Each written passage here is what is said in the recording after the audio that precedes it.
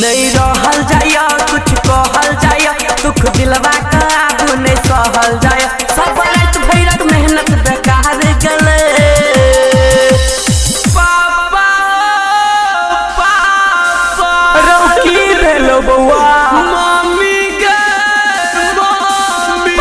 परीक्षा रात भेलै आई बेर परीक्षा रात भेलै बाहो परीक्षा रात भेलै आई बेर परीक्षा रात भेलै DJ Bablu Raj mix by RPR recording studio सती सुंदरपुर। रात भर जागल रहलौं हो तैयारी मोहन सकेलौं हो सब पढ़ल लिखल बेकार भेल सब याद कैल बेकार भेल क्वेश्चन आउट भेल रो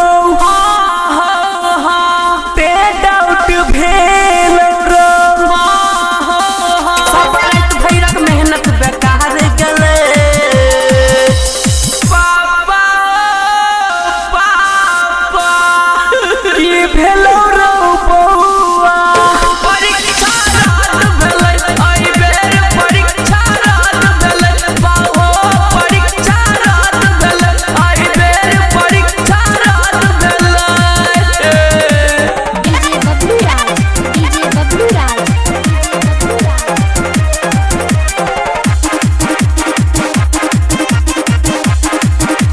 परीक्षा सेंटर पर गेलौं बहुत कापी लिखलौं